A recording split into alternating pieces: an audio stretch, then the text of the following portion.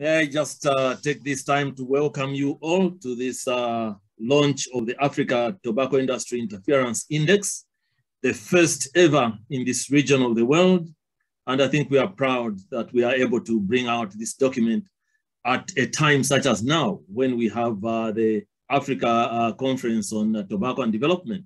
Again, I think the first of its kind. And so it's really a double score that we have made in this realm. Now, this afternoon, we are receiving the report that will be launched. And may I take time to recognize the presence of our distinguished guests. They will be introduced properly as we go along, but I think most notable among the guests this afternoon was supposed to be Honorable Sylvia Masebo, the Minister of Health for the Republic of Zambia. She will be represented this afternoon by the FCTC focal point person, Dr. Nseluke Mwene. We are also welcoming Dr. Adriana Blanco Maquizo. I hope I'm pronouncing it properly. Head of the WHO FCTC Secretariat, and official welcome to my dear friend, Professor Lekan Ayo Yusuf, to this afternoon, and many others who are lined up to talk this afternoon. So as I said, we'll introduce them as time comes for them to be introduced. In Zambia, we say all protocols observed. That way you are covered against all that may be said to have been inappropriate protocol lineup. Thank you very much. So my job really is to just try and make sure that we keep to the program and that the right person talks at the right time.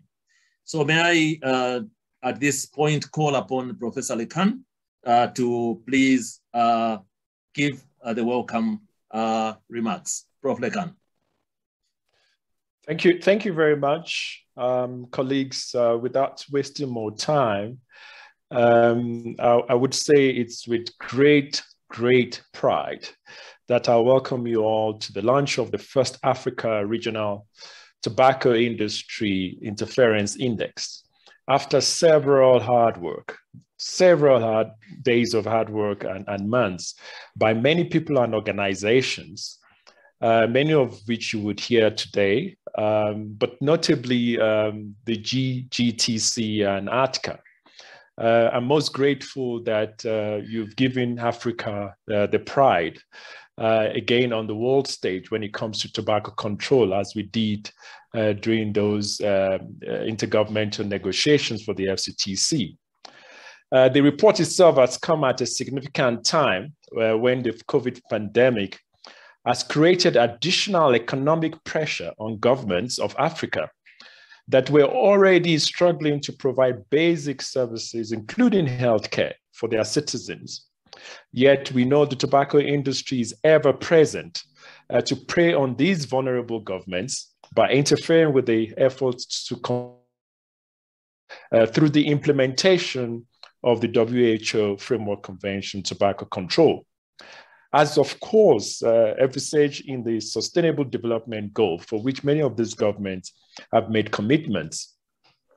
This report, as you would hear from the presentations, highlights some of the activities of tobacco industry during 2020 and demonstrates that they would go any length to push their agenda of profit, even if people are dying. So you would need to listen to the report or read the report within the context of so many people dying from a pandemic. And yet the industry would decide to push for its own profit. The recent BBC Panorama show and Stop report further demonstrate the unethical nature of the so-called business activities, because really you cannot call those business, but it is unethical that the industry would corrupt people and government agencies through unnecessary engagement in the name of consultations or under the premise of CSR. All this activity demonstrates the need actually to strengthen tobacco control governance through multi-sectoral approach, because oftentimes they've strategically decided to shift from the Ministry of Health to many other ministries like Commerce and Finance. So in conclusion, colleagues, it is clear that we as a continent or as a region needs to come together as a strong network of advocate researchers, government agencies to strengthen tobacco control governance and ensure at the level of government there is indeed a multi-sectoral approach to tobacco control. And importantly, to make sure that the Article 5.3 is implemented. So on that short note, I would like to thank you all. And I hope you enjoy reading this report and make sure you get yourself a copy. Thank you very much.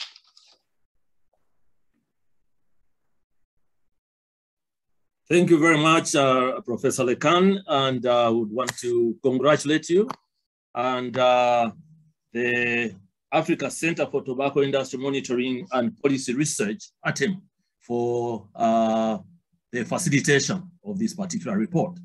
So I think in an African fashion, I would ask you as director of the center to call upon our guest to give the keynote address. It's a privilege. I've been caught unawares. Faston, you've done this again. This is the problem of knowing each other. Academics, this is not Senate, but I have to stand up to this now. It's a pleasure to call on Dr. Adriana Blanco, who is the head of the Secretariat, Convention Secretariat. It is quite a pleasure to have you grace an occasion like this. And I'm sure a lot of our colleagues feel quite privileged to have you at this occasion. And I must say, I was part of that invitation. It was a short notice, but because of your commitment to the region, you accepted to address us today. Thank you very much, and the floor is yours. Thank you very much, Professor Lekan. Representative of the Minister of Zambia, Dr. Winnie Seluke, esteemed colleagues and valued partners. It is a great pleasure to be here today for the virtual launch of the African Tobacco Industry Interference Index 2021. And as you said, Professor Lekan, you are very right to be proud of this and to be proud also of the first ever conference on tobacco and development that was initiated yesterday. There is a lot going on in the region, and you are very right to be proud about that. The Africa Tobacco Industry Interference Index reveals evidence of the furtive activities of the tobacco industry and sheds light on actions taken by government of 14 countries in the WHO African region to protect their tobacco control policies from the interests of the tobacco industry and its allies. The WHO Framework Convention on Tobacco Control, or WHO FCTC, as you know we call it, recognized it in preamble the need to be alert to any efforts by the tobacco industry to undermine or subvert tobacco control efforts, and the need to be informed of activities of the tobacco industry that have a negative impact on tobacco control efforts.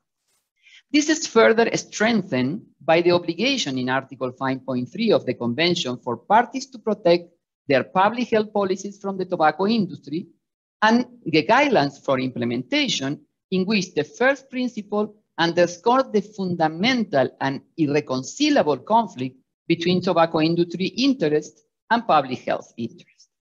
Since the entry into force of the WHO FCTC in 2005, several studies, as well as the information provided by parties during reporting cycles, have shown that tobacco industry interference has been the major obstacle to comprehensive implementation of the treaty. In their efforts to shift their focus from developed countries with stronger regulatory policies to low and middle income countries with a weaker regulatory framework, The tobacco industry and its allies have never relented in their efforts to circumvent policies aimed at protecting public health and saving lives. This has also been apparent during the current COVID-19 pandemic. We have seen how the tobacco industry has created a narrative in which it has positioned itself as part of the solution through corporate social responsibility. However, the irreconcilable difference between tobacco industry's interests and public health interests completely erases them from being part of the solution as they claim. Instead, they are the problem. Evidence has shown that smokers have up to 50% greater risk of developing severe disease or dying from COVID-19 than non-smokers. Mindful of the challenges faced by parties from the African region to deal with industry interference, the Convention Secretariat assisted in the establishment of the African Center for Tobacco Industry Monitoring and Policy Research, a tobacco industry observatory hosted by the Sefako Megatho Health Science University in South Africa. We are pleased to see that the observatory is collaborating with the African Tobacco Control Alliance, or ATCA, to spearhead regional efforts to monitor and counter industry interference. Despite numerous difficulties faced by several countries from the WHO African region, we are glad to see that the Tobacco Industry Interference Index reveals how some countries have stood firm in upholding their obligations under Article 5.3 of the WHO FCTC. We hail the efforts of the government of Gabon, Kenya, and Uganda for their remarkable efforts to take on tobacco industry interference and keep their tobacco control policies free from interference. Congratulations for the progress made as we see from this year's Tobacco Industry Interference Index. I would also like to use this opportunity to encourage Mozambique, Tanzania, and Zambia to maintain the current momentum for tobacco control and continue to take positive steps toward the finalization and adoption of comprehensive tobacco control laws in their countries. Rest assured that the Convention Secretariat stands firm to support you in this effort, including through the FCTC 2030 project, and to ensure that these laws are fully compliant with the WHO FCTC and its guidelines for implementation, and perhaps most importantly, free from the interference of the tobacco industry.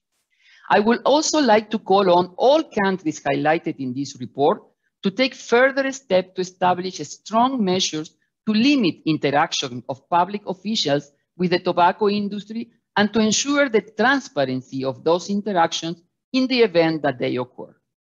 An example of such measures could be, as some countries have done, the implementation of recommendations from the Article 5.3 guidelines, such as the formulation, adoption, and implementation of a code of conduct for public officials, prescribing the standards with which they should comply in their dealings with the tobacco industry. Before I conclude, permit me to congratulate the African Tobacco Control Alliance and the African Center for Tobacco Industry Monitoring and Policy Research for developing this important report. Your contribution in supporting parties to implement the WHO FCTC and its protocol to eliminate illicit trade in tobacco products are well recognized and appreciated. Congratulations again to the parties from the WHO African region for their tireless efforts towards a tobacco-free Africa.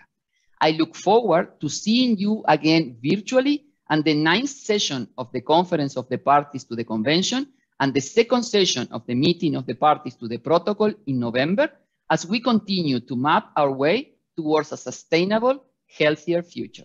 Thank you very much. Thank you very, very much, Dr. Adriana. And we thank you for that address and the passion that came with it. We really appreciate. Could we now just move to receiving the report itself, and the report to be given by Helen and Labram. Now, Labram, there you are. How are you? It's good to see you. And I hope you are keeping Ghana warm. Definitely. And I hope, is Helen around? She said that she was a bit caught up because of the change in time or the delay in our starting. But I think Labram, Oh, Helen, oh, you're there. Great. Thank you very much. So you're very, very welcome. Please let us have the report. Okay. So over to you, Caleb. You want to share the screen?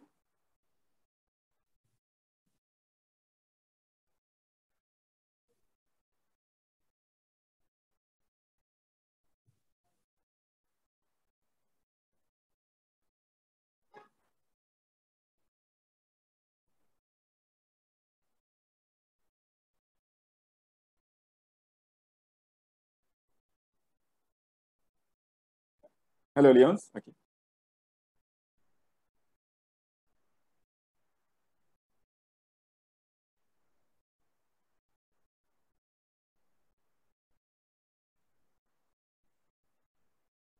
Right. So thank you very much. And let me also add my voice to welcoming everyone here. And good morning, good afternoon, and good evening to from wherever you may find yourself. So I'm happy to present this report jointly with Helen Niema. So this is the Africa Regional Tobacco Industry Interference Report. The first of its kind, as has been said already, and then we are glad to present this report. Next slide, please.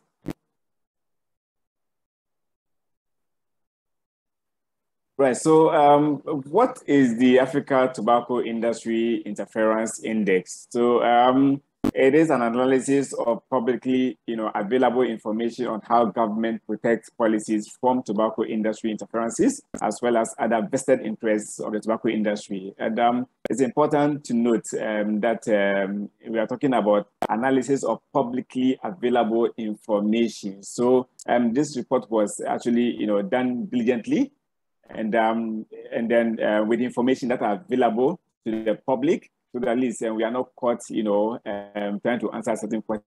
So if you read the report, you will find references that you can actually make good use of. So what are the indicators that was used to develop the report? So there were 7 indicators, and the first one, industry participation in public policy development, corporate social responsibilities of the tobacco industry, and then benefits that normally the tobacco industry will receive from government, national interactions and tobacco industry. And then also, we also looked at issue around lack of transparency leading to industry interference, down to protection of government from the tobacco industry. Next slide, please.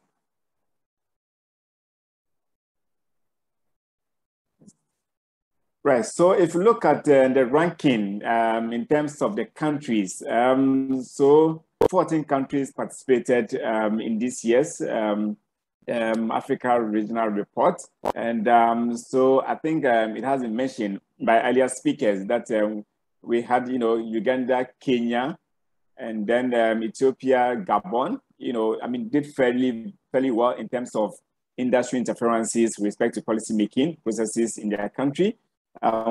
Whereas you have countries like Zambia, Mozambique, South Africa, Burkina Faso, and even Ghana did not, also had, much more industry interferences when it came to, development of policies, industry interferences in policy-making processes, and then also benefit to the industry. So, of course, this is a wake-up call, as has been mentioned by Dr. Lianku. Next slide, please. Right, so major findings that the report revealed. So there were variations in countries' performances. So definitely you would have countries do not have the same level of interferences. So whereas some countries score high with respect to industry interferences in public making or development of policies, others also scored low in other areas. So there were variations in country performances, and then there were also increase in corporate social responsibilities. This is something that was very over that we government need to be wary about. And then there were also policy development, influences by the tobacco industry. We also recorded, in terms of findings, the industry received pledges, benefits from government, as a form of incentive, which were also recorded. And then we also noted that the government did not, adequately address issues of conflict of interest. It's also a very big, major issue that we need to look out for. And then finally, countries need to adequately, put measures to prevent the industry interferences. It was interesting to also note that many government officials do not also know much about the Article 5.3. So indeed, there's a lot of work needs to be done to ensure that government and policymakers are aware. Then key indicators in terms of the highlights. So the first one that we looked at was the industry participation in policy development. So here, specifically in Ethiopia, the industry participated in the drafting of the process of the tobacco control proclamation, which obviously is not something which should be entertained. In Nigeria, the Federal Ministry of Trade and then also Investment also made a proposal on the need for a policy on conventional tobacco and then also on alternative cigarettes. Let me also say that the report also revealed that CSOs actually also made a proposal, a counter proposal to the Federal Ministry and to stop, the industry from having their way. And Burkina Faso also had some form of industry participation in policy making with respect to their tracking and tracing system, which was also recorded. Next slide, please. I think on this note, I will leave it to Helen to take over. And thank you very much. And Helen, over to you. Thank you, Labram. All protocol observed. Good morning and good afternoon, ladies and gentlemen. My name is Naima Helen. I'm a tobacco control expert and the regional coordinator for the climate campaign in Africa. I'm going to be sharing with you the last 5 perimeters. I believe Labram did the first 2. And so from slide 7, I believe. Caleb.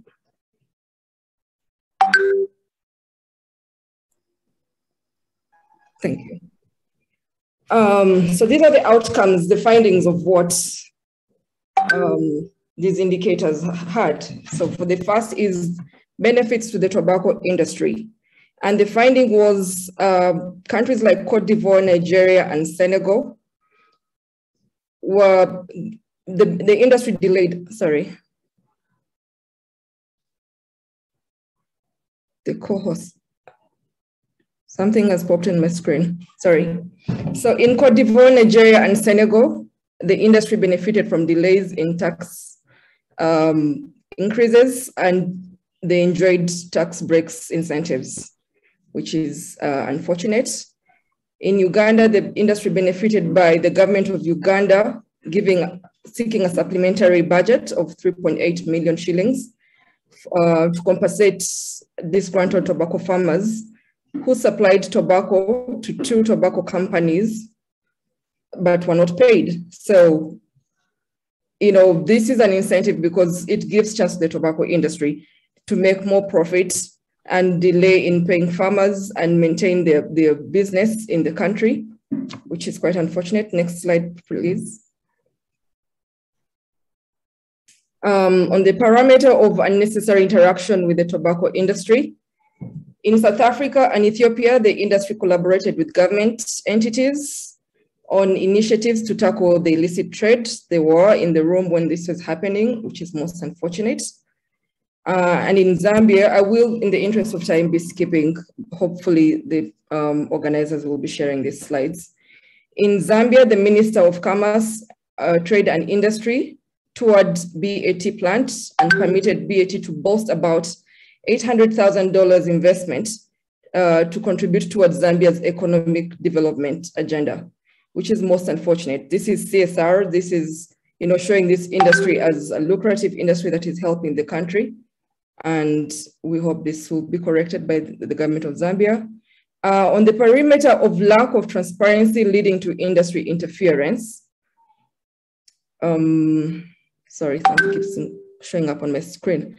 On that perimeter, one, we have in Nigeria, most government ministries do not disclose information, citing the Official Secrets Act, which prohibits most branches of government from disclosing unauthorized information as the reason for disclosure. I'm happy to share with my Nigerian friends that this can be circumvented through your national tobacco control law, where you can say any law that is inconsistent with this, with the Tobacco Control Act, will be repugnant to the level of its inconsistency to avoid such sightings of such laws to be pushed over by the governments. Also in Uganda, despite the provision of transparency in the law, there are no guidelines for disclosure of records of interaction, which with the tobacco industry in Uganda, which is most unfortunate. And an instance happened where the BAT approached ministry, the Office of the Prime Minister, to share their grievances on the Tobacco Control Act and the regulations, and this was not made public. Next slide, please. On the perimeter of avoiding conflict of interest, the finding is, what stood out most notably for me is the current chairperson of BAT in Nigeria used to be the Minister of Trade and Industry. You can imagine how many connections this person now has within government. And also the foreign minister, the Minister of Foreign Affairs from 2014 to 2015 is currently the chairperson of the National Tobacco Company in Nigeria, which is most unfortunate. Next slide, please. On the parameter of protection of governments from tobacco industry interference, we have findings that are positive and some that are negative. For example, countries like Gabon, Nigeria, Ethiopia, and Uganda have made progress in drawing up measures to guide officials in the interaction with the tobacco industry. And so this is to also show the beauty of this report. It's not just to name and shame, it's to see where the governments are lacking and what is lacking in measures, and for this to be put in place. So if you see governments, I can speak for the government of Uganda, if I may, Dr. Hafsa, there are guidelines that are being now being put in place to ensure that where there is necessary interaction, there are guidelines for how that can happen. Unfortunately, in Burkina Faso, Cote d'Ivoire, and Kenya, some protective measures have been taken, but these countries are still highly vulnerable to tobacco industry interference in public health policies. Next slide, please. So I would join, all the researchers of these reports will join, I think, the voice of Dr. Adriana in sharing a few recommendations. The first recommendation is to denormalize and ban socially responsible activities within your laws, disclose and communicate interactions with the tobacco industry, ratify the protocol to eliminate illicit trade in tobacco products, heighten tobacco control sensitization, both by government and civil society. This role should not be left only to civil society. Government can provide audience for civil society, but can also do that as government itself, to ensure that all line ministries know what's in the Tobacco Control Act. 5, governments must ensure transparency in interaction with the tobacco industry. 6, governments should adopt a code of conduct for dealing with the tobacco industry. This can be embedded within your public service apps. This can be a directive by Ministry of Health, the measures on how to go about this, but it's doable and it's very necessary to have a code of conduct and how government can deal with the tobacco industry. And finally, government should enforce their tobacco control law. It's one thing to have the law and one thing to implement it. So we call upon all governments that have laws to please implement them. Thank you very much. Thank you very, very much, Helen and Labram, for those reports. And I think we are delighted to see that we actually have a picture of what is happening in Africa. And I think 14 countries was quite a good catch for a beginning.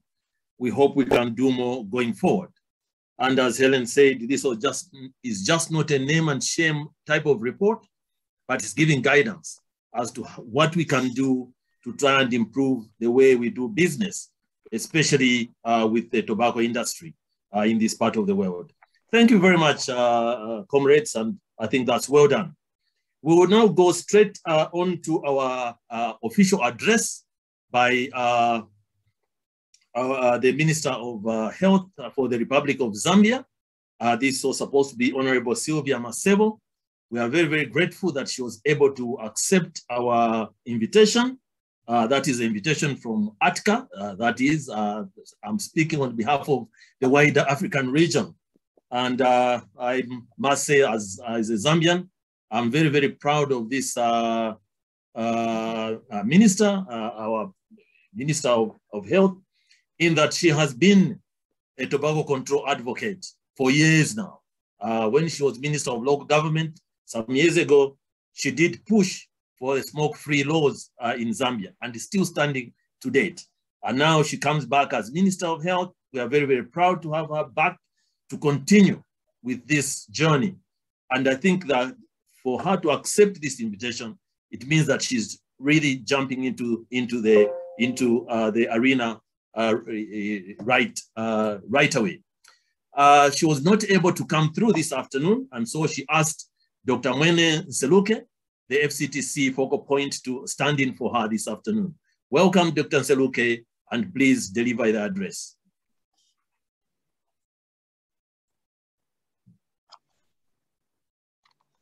Thank you very much, moderator. As rightly alluded, my name is Dr. Mwene Nseluke, the national focal point for tobacco control here in Zambia. I will be here standing in for the Honorable Minister, who really would have loved to present herself and be here, but because of other commitment, she has delegated the responsibility. So in this regard, I will read her speech. So I begin. So the speech, this one is for the Honorable Minister of Health, Honorable Sylvia Masebo, MP, on this occasion of the launch of the first Africa Tobacco Industry Interference Index.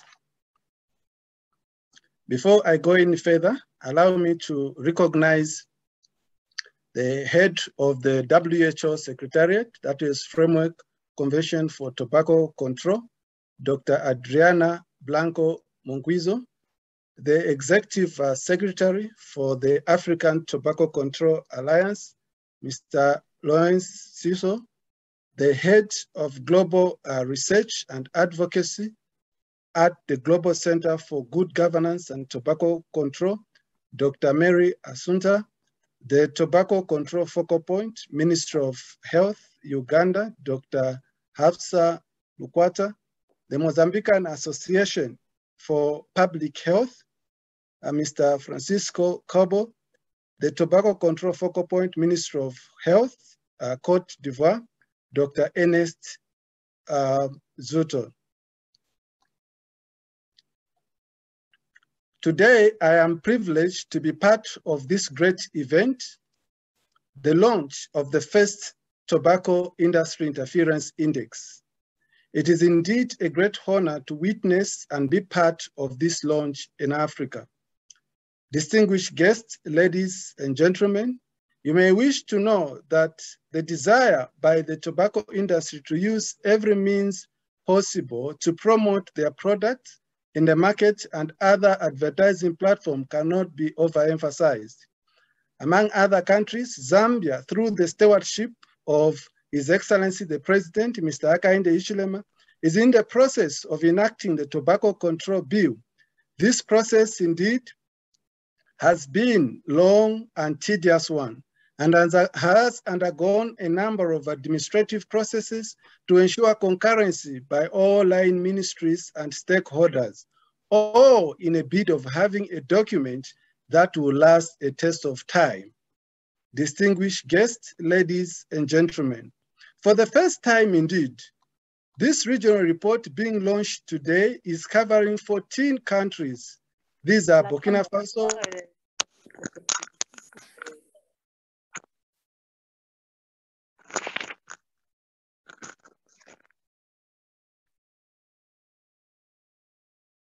Botswana, South Africa, Tanzania, Uganda, and Zambia. They're produced by the African Tobacco Control Alliance in collaboration with the Africa Center for Tobacco Industry Monitoring and Policy Research, with the support of the Stop Partnership Global Center for Good Governance in Tobacco Control.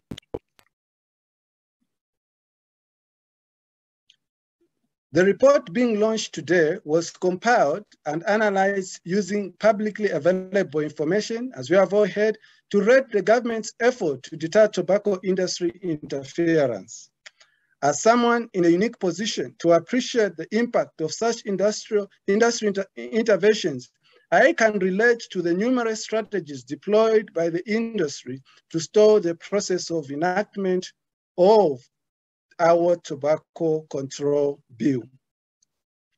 Distinguished guests, ladies and gentlemen, the harmful effects of tobacco on health and the general public is evident as literature review indicates that it kills at least 8 million people every year globally. Yet those who produce it continue to invest heavily and make more profits regardless of the associated morbidity and mortalities that may be available in literature. The fact that the product wouldn't necessarily kill the individual immediately, people generally tend to ignore its deadly potential effects until they eventually become part of the 8 million who die every year as a result of tobacco use. Historically, we all know that the industry may not be sincere with the information or the labels it puts on its products, as they all contain nicotine, which renders them even more noxious for the health of every individual. Ladies and gentlemen, the Africa Tobacco Industry Interference Index being launched today provides us with even more evidence of the unwillingness of the industry, confirming that indeed it interferes in government's efforts to protect the public health. But governments have the responsibility across Africa and beyond to protect their citizens so that we have a healthier population. So I urge my colleagues around the continent to join efforts to limit as much as possible tobacco industry interference in health policies. The challenges are enormous indeed, but if we are firm in our determination and our policies, we can create a huge impact. At this juncture, ladies and gentlemen, allow me to thank the organizers of this event for inviting me to deliver this keynote address. And I thank all of you for your kind attention.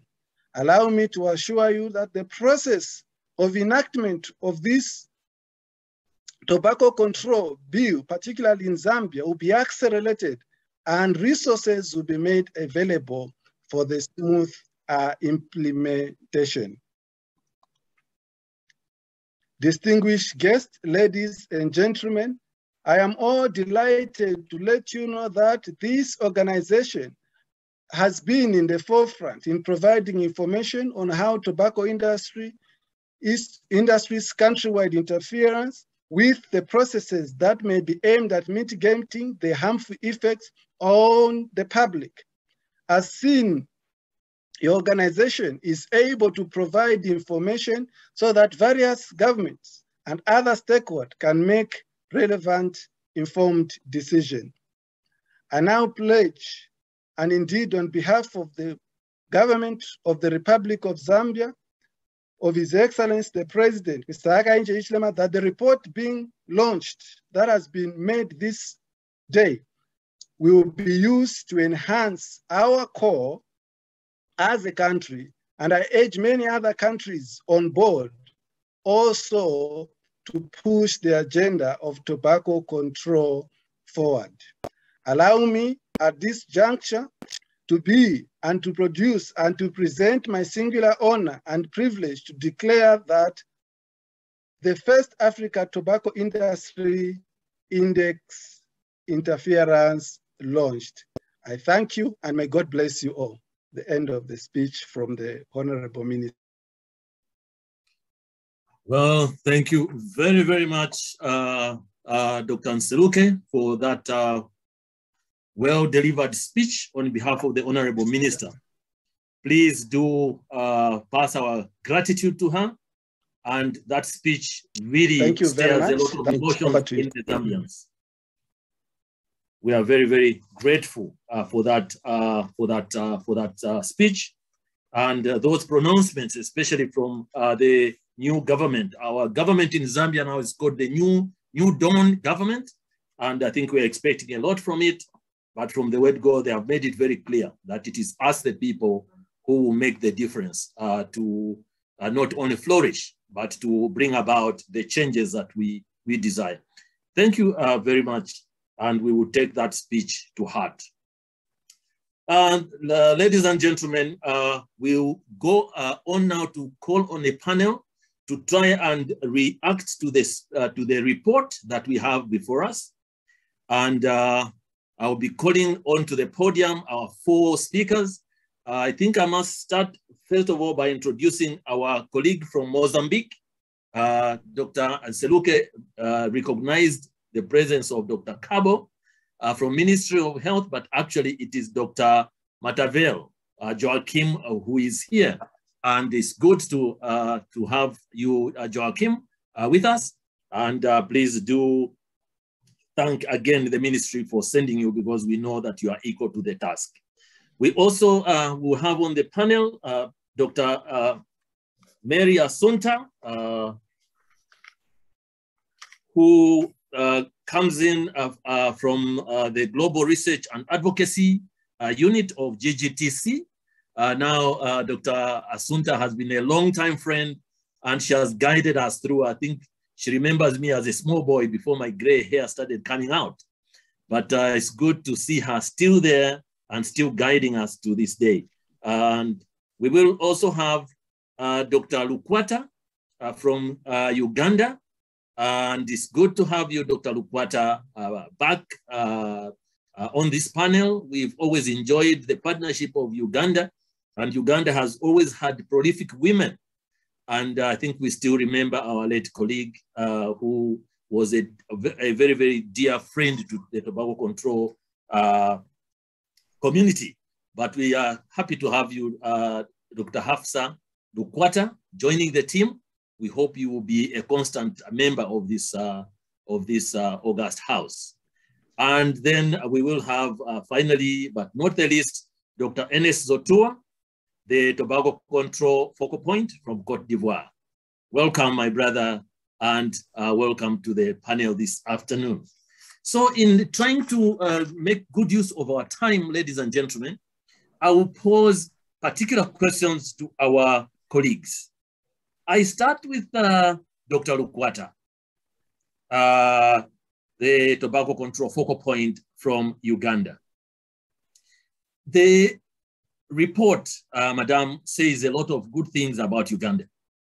The index reveals that Uganda is the best performing country in Africa when it comes to shielding the tobacco industry infiltration in government circles.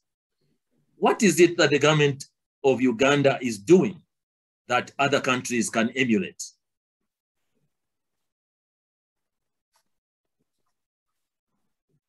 Thank you very much, Professor. And good morning and afternoon, everyone on listening in. It is just a pleasure that I'm representing Uganda, moreover for the good things. I want to congratulate my colleagues, the Ugandans on this house, for having reached this far. Colleagues, I want to let you know that we did not know that we were the best, but for us, we're just implementing our law. But we are very glad that the report came out and they found that we're doing very well. For the question very clearly, what I know is that we have a certain provision within the law. We put the Article 5.3 within the law. It is not anywhere outside, it is just stuck in there. And it clearly spells out that it's the duty of government to protect the policies and to protect the policies against the influence of the tobacco industry. but also it ensure transparency, although in the report we are seeing we fell short of some parts of transparency, but the law ensures that there should be transparency when dealing with the industry. And also it prohibits partnerships, any kind of partnerships or endorsements or voluntary contributions or any incentives or privileges to be given to the industry, just like it is in the FCTC, in the Article 5.3 in the FCTC. So we clearly put it there, and so many people would not want to be on the wrong side of the law. And so many times we find people very conscious about what they need to do when dealing with the industry. And I think this is a good thing that we did, and I urge other members of the continent, other colleagues, members, to ensure that such things are actually ingrained in the law. The other thing that I'm very proud of is the fact that we have a very vibrant civil society. Yes, having things in the law is one thing, but also the implementation is another. So with a vibrant civil society, they continuously look out for any breaches in these provisions. We've had cases where we've been reminded, even when like we've missed it, there will be one member of the civil society who will come in and say, colleagues, there's this that is happening in this corner of the world. I mean, in this corner of the country, there's this ministry doing this, there's this individual doing this. So they're somehow on the lookout. And yeah, we are quite a number of us who are like, you know, looking out for some of the breaches of the provision. And I want to appreciate my colleagues that I work with in the civil society world. The other thing that of course we're having, and I think this could be good, is the fact that we have a strong coordination mechanism. We have quite a number of different, we do it at different levels. We have the multi-sectoral committee that was formed. It's called the National Tobacco Control Committee, and it's composed of members from different government departments. So those people are ambassadors when they come onto, I mean, they're ambassadors in their own ways. Like when they are there, they're the champions for tobacco control. And somehow this reduces on any things that, any interference that could happen, because people could be fearing that maybe a member of the board would report us or would find fault with this. The other thing is, of course, the civil society, I've already talked about it. We usually have meetings. We have regular meetings. We used to have them monthly, but lately, of course, because of the COVID, things have not been so smooth. But I think these kinds of meetings are what are helping us to ensure, to close all those little gaps where the industry can actually infiltrate. And then lastly, I want to say that maybe even this kind of reports, because this is not the very first report, and I want to also be proud that we've been at least either number 1 or number 2. But yes, these kinds of reports, I think, are helping us to like highlight some of the issues that come up. And many times people do not want to get into international fora, moreover on the wrong side of the, on the wrong side. We want to be there for good things. So I think these are some of the things that we have done, which I imagine are helping us to keep up there and be maybe the best in the region. And we want to appreciate really the ATCA for bringing on this kind of thing. Yeah, just to help us to feel that we are, we are doing something well. We didn't know that we are doing very well, but we are very glad and happy. And I think more motivated to even do better. Thank you very much. Over to you, Professor. Thank you very much, Dr. Lukwata. And we would want to thank you and your team for doing what you are doing in Uganda, especially for giving space to civil society to come alongside you and to push the agenda. And I just saw in the chat someone reminding us of the passing on of your colleague, Dr. Sheila. Yeah, she's still very, very, very close to our hearts. Yeah, so Uganda, we continue in her spirit. Yeah. So my second question goes to Joachim, Mozambique. Dr. Joachim Matavel is the national tobacco focal point in Mozambique. And we know that Mozambique has faced some problems in preventing the tobacco industry from interfering in tobacco control policies. What are some of the challenges that your government has been facing? And is there something that you would want the tobacco control community to do to try and help, to try and facilitate going forward? Dr. Joachim. Obrigado pelo convite e pela oportunidade de poder participar neste lançamento. Realmente o nosso país enfrenta grandes desafios em relação à interferência da indústria tabaqueira Isto porque a indústria tabaqueira infiltra-se facilmente nos círculos de tomada de decisão a nível governamental e parlamentar, através da oferta de serviços camuflados em responsabilidade social, como, por exemplo, a construção de salas de aulas, a construção de centros de saúde, a distribuição de redes mosqueteiras ou de materiais para as escolas, principalmente através da sua participação na Confederação das Associações Econômicas. Isto é, a indústria tabaqueira é parte da Confederação das Associações Econômicas do país. E a Confederação das Associações Econômicas posiciona-se e interfere na definição de políticas e estratégias econômicas no nosso país. Por outro lado, a indústria tabaqueira consegue fazer passar informações sobre as suas atividades nas áreas de produção do tabaco, sob forma de artigos jornalísticos dissimulados. Portanto, as estratégias que nesta altura estão a ser implementadas pelo governo através do grupo multissetorial do tabaco, o país Moçambique tem um grupo multissetorial, aquilo que os outros países chamam de Comitê Multissetorial do Tabaco, que é constituído por representantes das várias instituições de governo, da sociedade civil, inclusive. O trabalho que tem sido feito é de fazer advocacia junto dos governos, do governo, portanto, das autoridades máximas dos ministérios, fazer advocacia junto do parlamento e advocacia também junto de outros stakeholders dentro do país, para que estejam muito atentos àquilo que são as manobras da indústria tabaqueira, quando se trata de publicitar aquilo que são as suas atividades e, ao mesmo tempo, quando se trata de minar ou então armadilhar aquilo que são as estratégias do governo para o combate ao tabaco. O que se pretende, ou o que pretendemos nesta altura da comunidade de controle do tabaco, é a possibilidade de ajudar o nosso país, ajudar Moçambique, com ações de capacitação dos principais atores, nomeadamente os técnicos de saúde e os membros deste grupo multissetorial de tabaco, capacitar os parlamentares, capacitar os jornalistas e os chefes de redação dos órgãos de comunicação em ferramentas de advocacia e legislação, bem como capacitá-los em táticas para se defender da interferência e, ao mesmo tempo, defendendo-se da interferência, conhecendo aquilo que são as táticas que a indústria utiliza.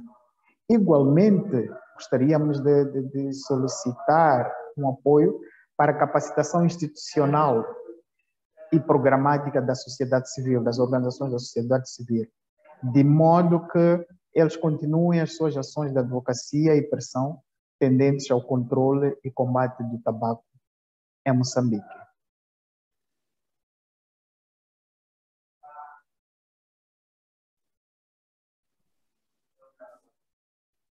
Thank you very, very much, Dr. Joachim. I don't know if we should say obrigado or obrigada. I've forgotten now which one. Portuguese seems to be a very difficult language to learn. But thank you for that response. I think the English translation was excellent, and we have learned a lot, and we continue to interact. Thank you very much. We need to move on to our third panelist, and this is Dr. Ernest Zotua. Dr. Zotua is the tobacco control focal point for the Ministry of Health, Republic of Cote d'Ivoire. Dr. Zotua, so again, I hope we've gotten the trick of getting our translation. There is a button at the bottom of your screen, which actually shows how to get your translation. So I think Dr. Zotua may be communicating to us in French. So again, go for your translation and you get it right.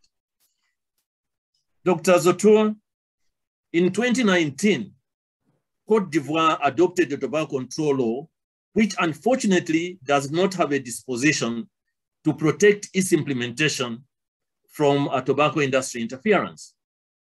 The Cote d'Ivoire Index, however, talks of 2013 regulation on corruption, which tobacco control actors are now exploiting to protect tobacco control from industry influence. We have seen that such loopholes as contained in the general regulations could have an adequately protecting tobacco control policy from industry interference. In your opinion, what can governments do to remedy such a situation? Thank you, Dr. Zotua.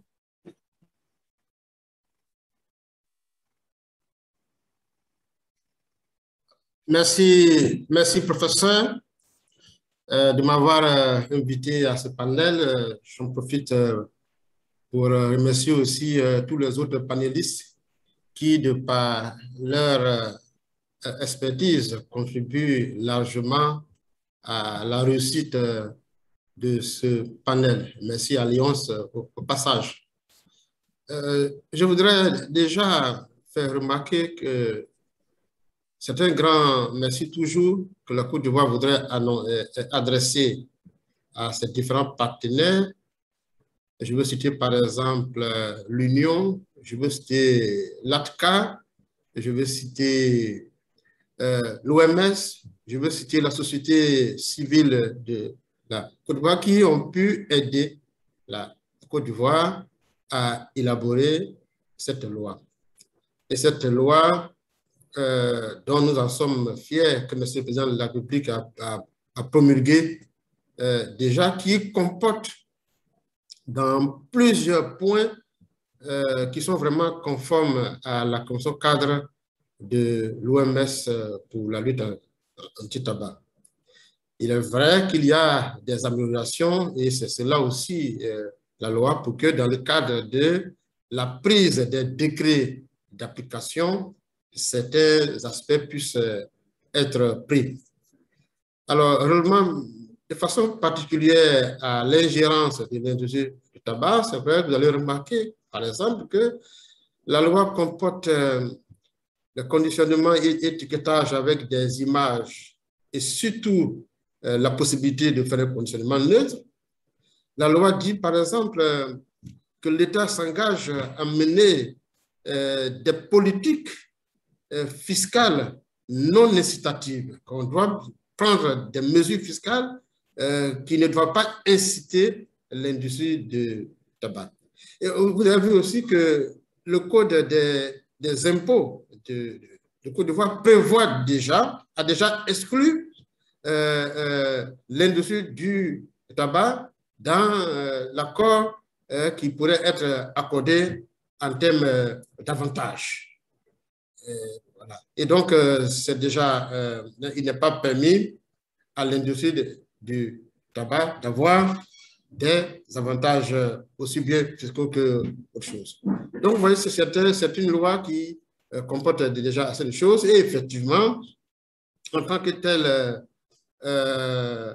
en ce qui concerne les interactions, cette réglementation devrait faire l'objet de la prise des différents décrets d'application pour venir à bout de la totalité de l'application de l'article 5.3.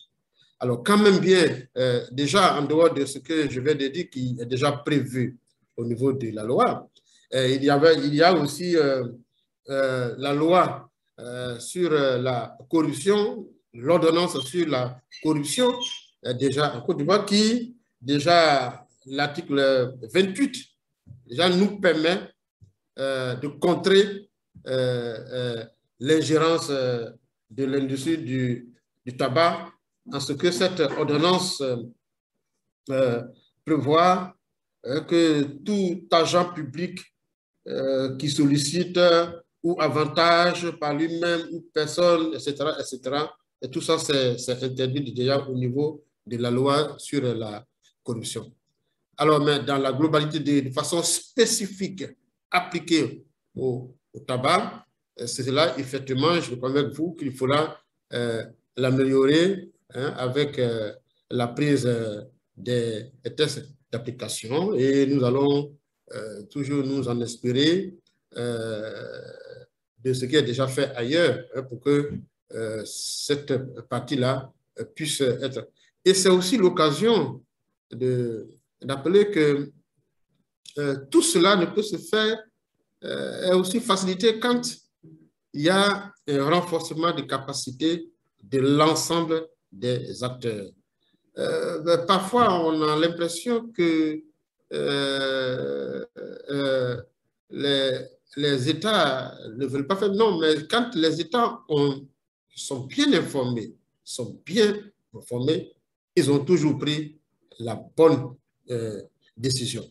Et donc, la formation, le renforcement des capacités, le travail ensemble, société civile, la mise en place, et d'ailleurs même la société civile en Côte d'Ivoire essaie aussi de surveiller les activités de l'industrie du tabac et les conclusions qui nous sont reversées sont prises en compte.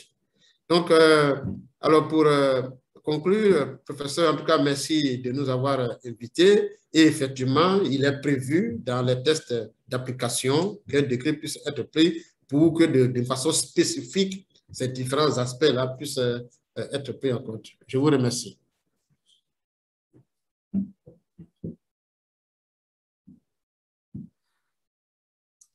Thank you very, very much, Doc, and thanks for the translation. I think it flowed very well. And so, Dr. Zotua, we want to thank you for participating and for that very, very detailed response to that question, which really, I think, is general to a lot of African countries.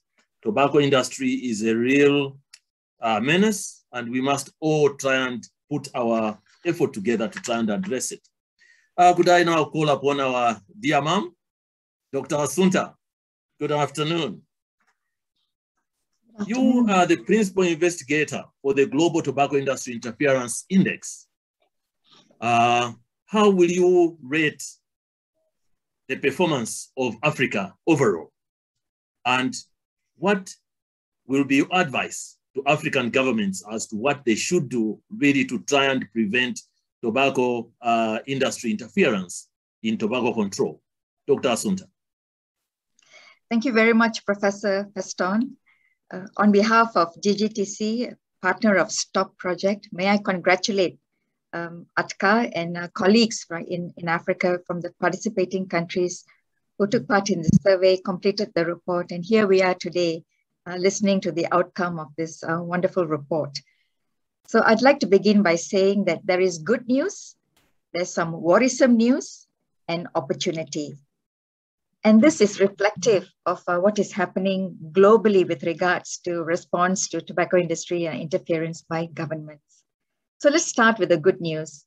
A good example of a country that has put in place measures to tackle tobacco industry interference, as you heard, is Uganda. And they did this, as explained by Dr. Hafsa, with a very strong legislation, the Tobacco Control Act of 2015, a multi-sectoral approach to ensure that other government departments are kept abreast on Article 5.3, and a very vibrant and active, strong civil society that monitors tobacco industry interference.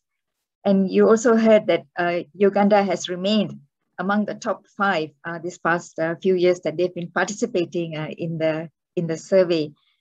The take-home point here and the good news is that you don't have to be a high-income country to address tobacco industry interference. As you have seen, Uganda demonstrate that really well. And you also heard Gabon having strong legislation, also demonstrating that you need political will in order to address tobacco industry interference. We also know that the tobacco industry, when it fails to persuade and coerce governments, it will then resort to bullying tactic of suing governments. And so Uganda was subject to a lawsuit by BAT, and so was South Africa when South Africa banned the sales of cigarettes during the lockdown in March of last year. But both governments withstood the court case and the court challenge, which really shows that they are serious about tackling tobacco industry interference and protecting public health. So that's good news for us. Let's move on now to worrisome news. And you've heard the performance of Zambia and Tanzania. They have been participating. This is not the first time, it's the second time for Zambia, and Tanzania has been participating in 3 surveys. Unfortunately, the findings of the survey indicate that both countries have been languishing among other countries in the survey, facing very high levels of tobacco industry interference. Zambia, as you heard, is at the bottom of the pile of the 14 countries. And Tanzania is just not far ahead, actually maintaining the score. So the worrisome news is that despite doing the survey a few times, we have found that there is little change in the findings of both the countries. So, and that is of concern.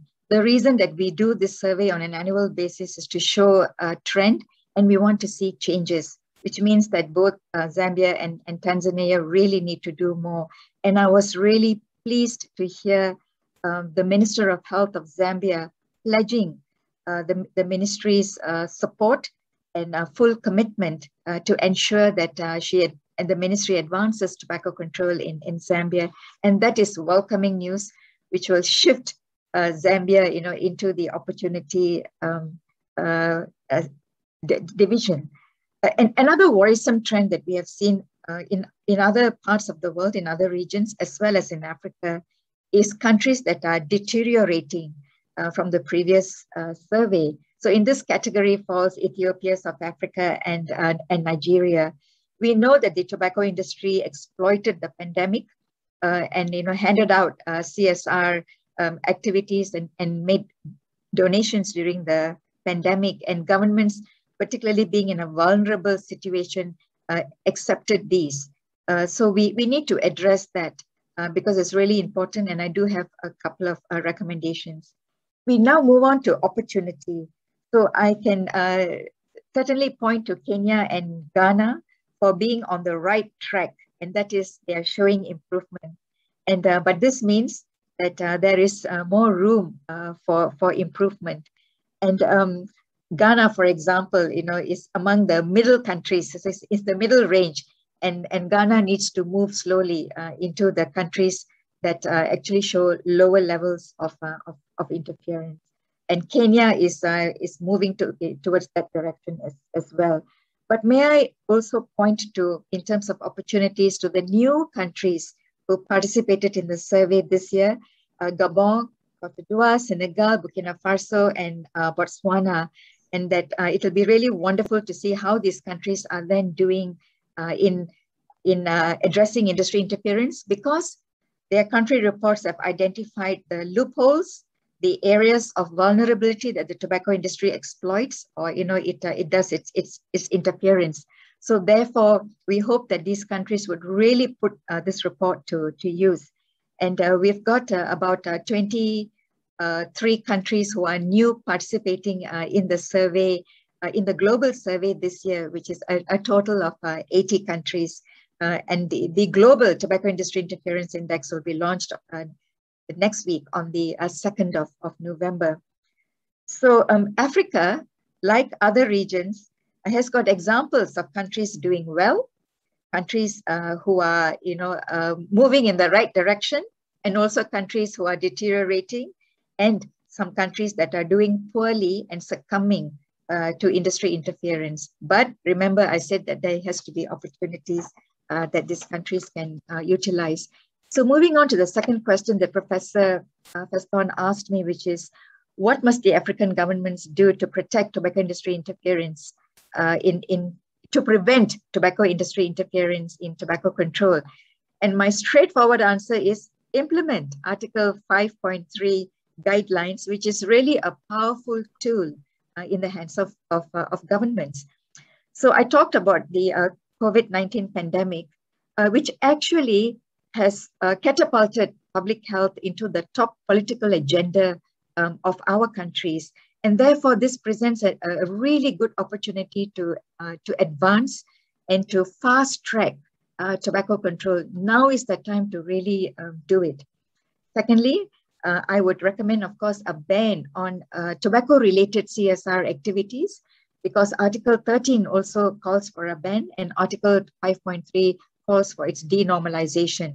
So the way to go about this is, rather than accepting the charity and the minuscule handouts that the tobacco companies have been giving to our governments during this time of the pandemic, it would be better for governments to apply a tax on tobacco products, and that is actually apply a surcharge on the tobacco tax, which will give you far more revenue that governments can then use in areas of need, particularly to advance public health. And also this means not to give tax breaks or not to give exemptions or any benefits to the tobacco industry. During the pandemic, the tobacco companies actually did well. They survived and their profits were not affected. So I think that tells us something in how to deal with the companies when they come crying to the government. The lack of transparency is really clear in Africa, and this is also true in other parts of the world, in the other regions as well. Deals are made behind closed doors. So therefore, no deal with the tobacco industry, no benefits, no collaboration, no partnership, as clearly outlined in Article 5.3 guidelines. Dr. Hafsa referred to the Code of Conduct, and also Dr. Adriana from the Convention Secretariat referred to the Code of Conduct as well. And this is really very important, and very few governments have done that. So finally, I'd like to conclude by saying that Africa has to address the tobacco epidemic, while just addressing cigarettes alone, there's going to be a double burden when the tobacco industry introduces new tobacco products, and this has got to be tackled. So with that, may I just say that congratulations, and that there is hope for Africa with this really important report that is being launched today. Thank you, and back to you, Professor. Thank you very much, Dr. Assunta. You are always a joy to listen to, and your advice is really timed and to the point, so to say. We would want to thank you for that. Colleagues, I think we'll have a little time to allow for questions from the media, because we deliberately invited our media colleagues to this launch so that they could ask their questions, get some clarification right at the launch. And so please do put up your hand and let's see if we can accommodate your questions. So I think in the interest of time, we will try and take as many questions as we can, and then we'll give the panelists time to just respond to them in as short a time as possible. So could we have hands up for those who would want to ask questions to the panelists at this time?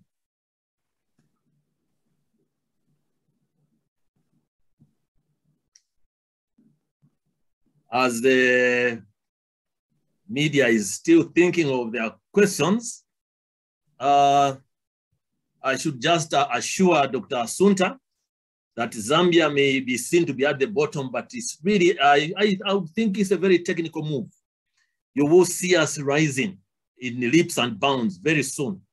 And Uganda must just take care, because we are taking over the #1 slot very soon. There are two questions in the chat box. Could I probably take time to read this before I go to the hands which have been raised? One question is, what action must be taken on tobacco companies that are fighting the control through the charity activities in various communities that are vulnerable? I think someone is really asking here for punitive measures. What can we do to those companies which are using CSR as a deceptive weapon? Okay, another question is coming in. Let me get the second question.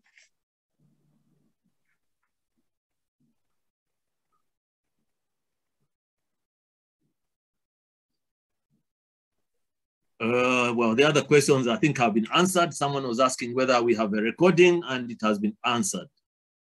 And someone was asking whether we are going to get the documents, part of the documents that we have been using this afternoon. Again, that has been answered. So there's just one really question that needs to be answered there. But let me just check for any questions coming in.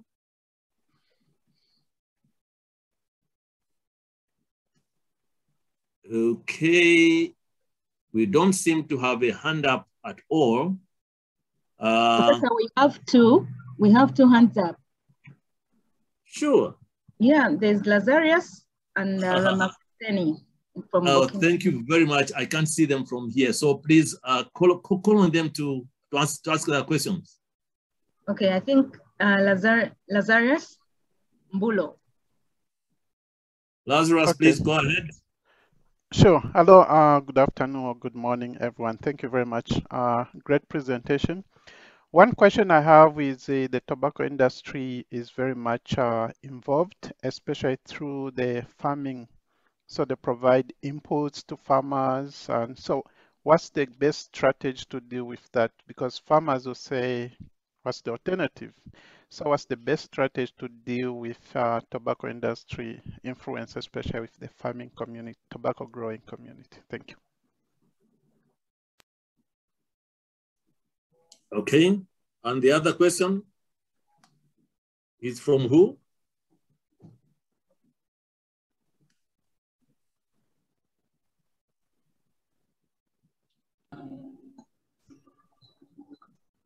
Ramasen from Burkina. Please go ahead. We may need an interpreter there. Please go ahead and ask a question. Yeah. Yes, we can hear you.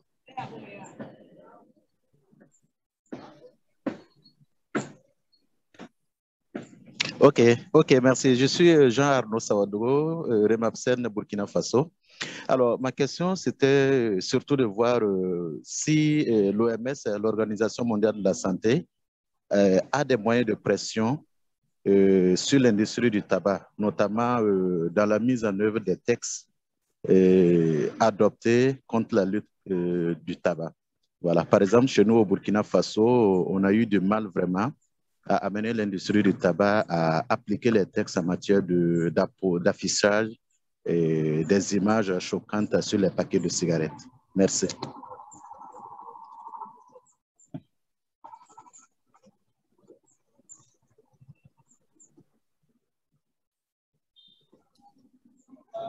Thank you very much.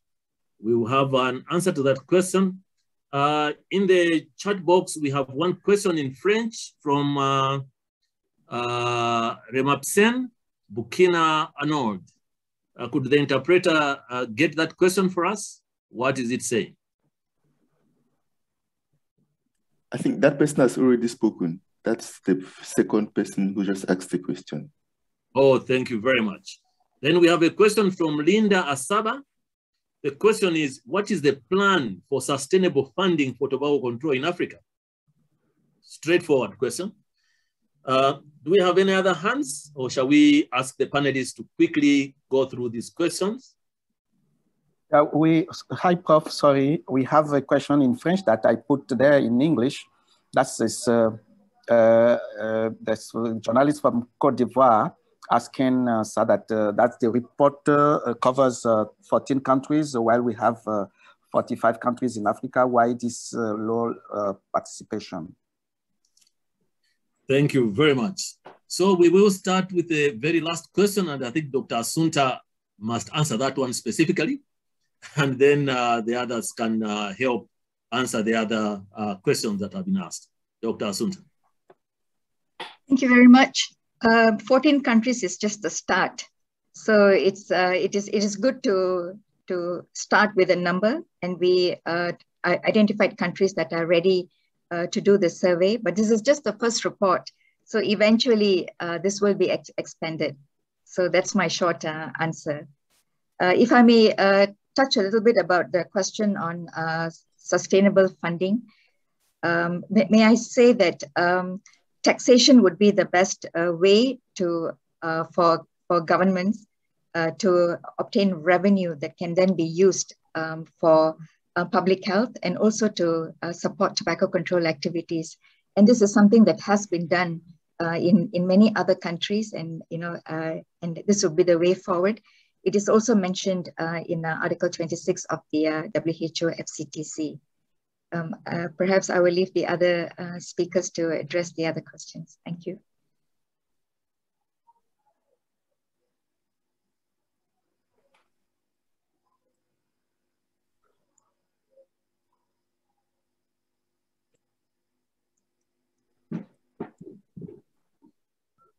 You were on mute, Prof. We couldn't hear you. Sorry about that. I thought I was unmuted. For the other speakers, please just take it up. Whoever is ready to take the question, let us please just be spontaneous in answering. Oh, Dr. Afsa. All right. Go ahead. Yes, thank you very much for giving me yet another opportunity to say something. I think we do not have answers that are 100%, but as we all know, we are just trying and seeing how we can work towards, that 100%. But what should we do for the tobacco industries that are providing support to vulnerable groups? I think as governments, we need to come up very clearly and put it so clear that the responsibility of whoever is vulnerable or whoever should take care of the people, it's the government's responsibility to care for its people. And we should put our foot down against the tobacco industry actually trying to come in to support government in doing certain things. So I think that's a government responsibility, and I urge all governments to actually try to do something in that direction. What we thought was, we were discussing, for instance, in Uganda, there was a time when the industry wanted to give money to one of the tobacco growing districts. So what we thought that what we proposed to the district, that yes, they can give the money, but they should not be they should not pronounce themselves as having given this money. They could just put it into the the government budget, but they do not show that this was from the industry and that kind of thing. So, and of course, for them, that is not what they want to see. It's that they want to to be shown to be doing something. So there are certain ways we want to reduce. We told them to accept, but to reduce to stop the advertising or even their promotion in any form.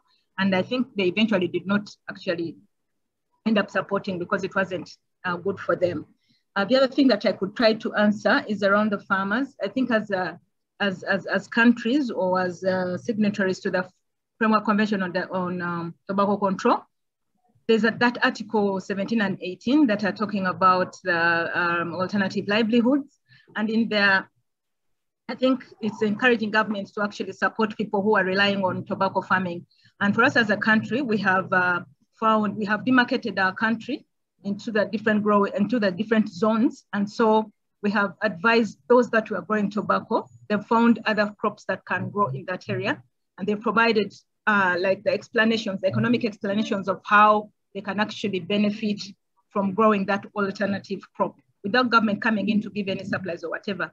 So that is one way.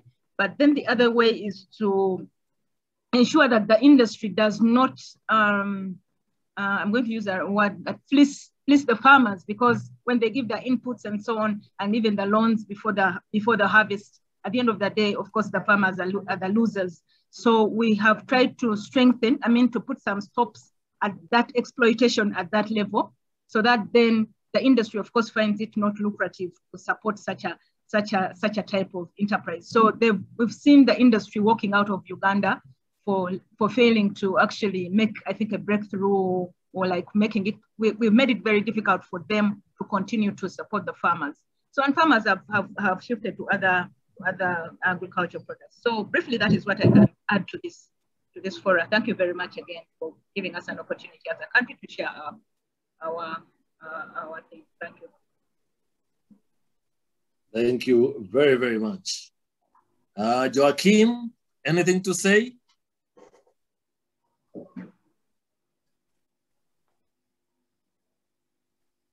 Não, nesta altura o que podemos falar é agradecer a oportunidade de poder tomar parte e ter mais conhecimento e atenção em relação à interferência da indústria tabaqueira e agradecer também o fato de estar a ser lançada esta iniciativa. Como ponto focal e como país e também como representante do grupo multissetorial do tabaco em Moçambique, nós continuaremos a fazer o trabalho de advocacia no sentido de garantirmos a implementação plena da Convenção Quadro para o Controle do Tabaco, incluindo o compromisso que o país, os compromissos que o país deve tomar para a efetivação plena de todas aquelas que são as prescrições da Convenção Quadro para o Controle do Tabaco. E continuamos abertos a receber todo o apoio e a colaboração dos colegas dos países que já estão avançados nesta matéria de controle do tabaco e também do apoio e cooperação com a Aliança contra o Tabaco. Muito obrigado.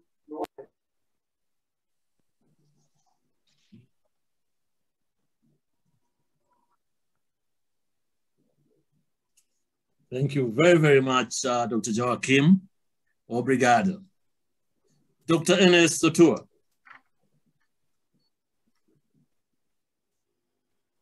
Merci, professeur.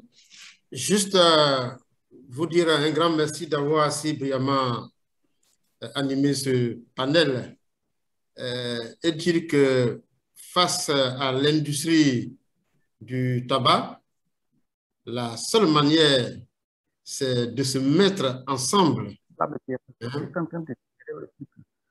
Est-ce qu'on m'entend? Pour vaincre, yes, les effets de cette industrie du tabac. Il faut se mettre ensemble. Société civile, partenaires, gouvernement, ensemble. Il faut que l'information circule. Il faut qu'on soit unis. C'est la seule que je voulais vous retenir et vous dire vraiment un grand merci pour ce panel.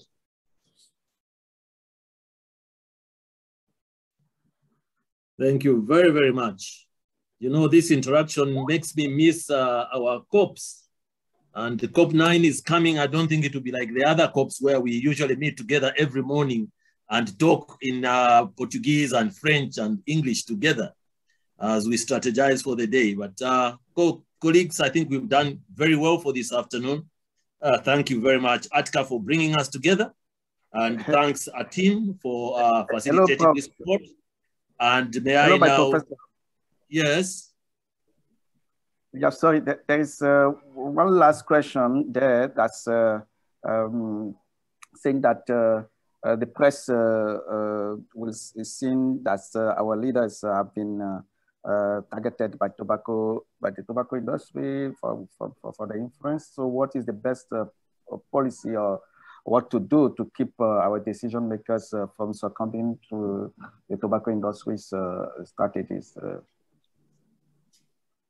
That civil society is limited in this fight. So what can a journalist do to support this? All right, so probably I'll call on Dr. Assunta again to try and address that. Okay, thank you very much for asking that question. I think that the press, the media has a very important role to play in tobacco control.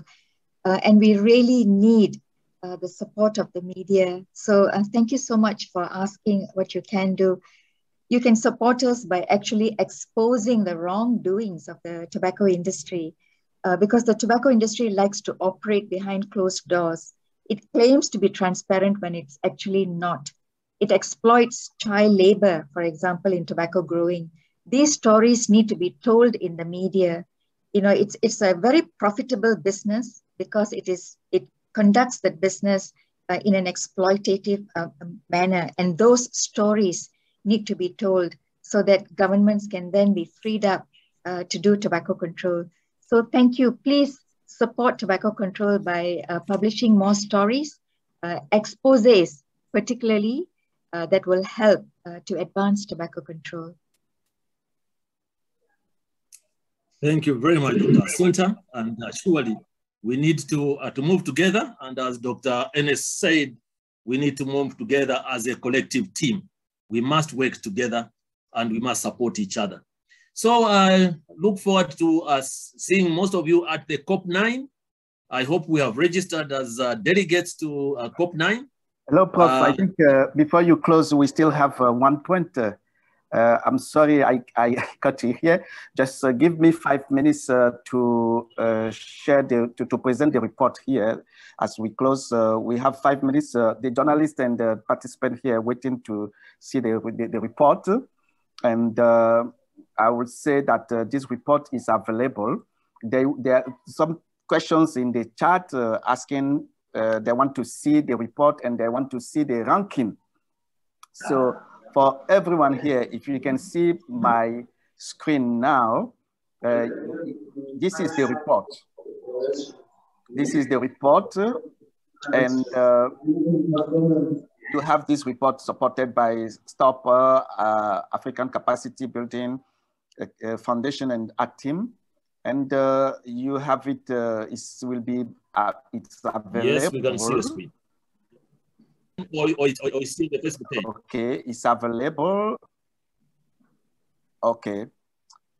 This is the ranking, as some colleagues are asking for the ranking. You can see the ranking just here from Uganda to Zambia. So we have the ranking. We have all the details that, the findings that Labram and Helen presented in the report here. You have more details and the report is made available. I'm just scrolling down so that you can just have a quick view of it. That's the end of the report. But now allow me to tell you, as some colleagues are asking, where to find the report. Here is a web page that we developed, is in the chat here, where you can download all the documents that have been presented today. So I put in the chat the link, but for us all, we can see here, we have the executive summary of the report, we have a fact sheet, we have a cast statement for the media, we have the address from Dr. Adriana is already here. You can download. We have the report presentation. That's from Helena and Labram today. And when you go down, you can see all the report findings and the recommendation. But also, someone can view all the indicators or issues as presented today in the report. And down here, we have the news from some countries, and the country reports will also be made available here, where we already have some that have been launched are available. On this note, Prof, before giving you back the floor, I will invite Mary. As you know, she's the main investigator of this, and I want to invite Mary just to say a few words as to officially launch this Africa Index. So Mary, over to you while I'm sharing the screen, sharing the report here. Thank you. Thank you very much, Sasu. On behalf of the STOP project, ATCA, ATIM, and ACBF, it gives me great pleasure to officially launch the first ever Africa Tobacco Industry Interference Index.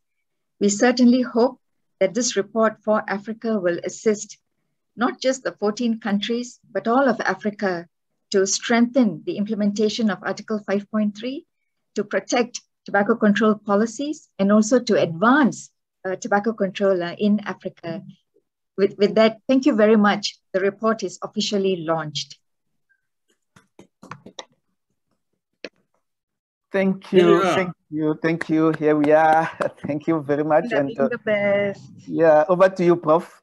For the Thank you very much. I think we are coming to the end of our time together.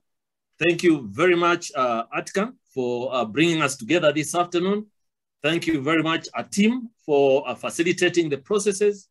And I would just want to say thank you very much, colleagues, for all the effort that was put into this afternoon being such a success.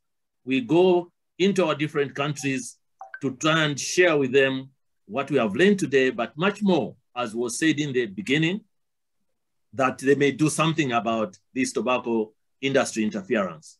I think we have enough advice on our hands to share with our policymakers. Let us go forth and make a difference.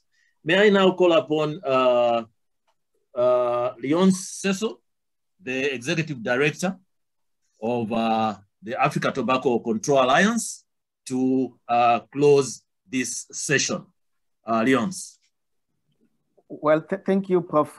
This has been a pleasure to join you today. And I will just thank you and the moderators. Thank you very much for moderating this, as you have done a great job, Prof. And I thank the panelists, but also I want to extend my gratitude to Dr. Adriana and the Honorable Minister of Zambia and Professor Lekan. All of you have done great to support this event and see this launch of the first Africa Tobacco Industry Interference Index today.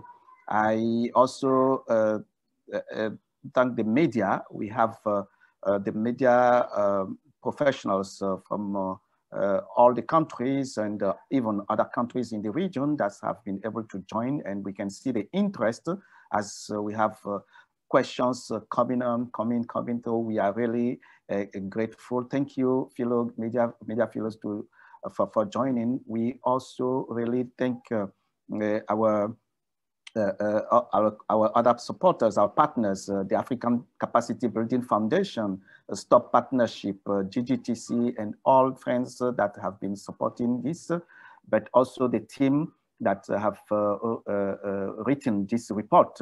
They did a great job. And I want to also say thank you to the ATCA team, my staff, for all they have done to package this. I will not end, Prof. If allow me to, I just want to say, allow me to also say a big thank you to CTCA and all the conference team, the conference secretariat, for their great support. This event, we have it today as a successful one, thanks to you all. Thank you very much, and congratulations to you all. Thank you, Prof. Over to you. Thank you very much, Leons, for your remarks.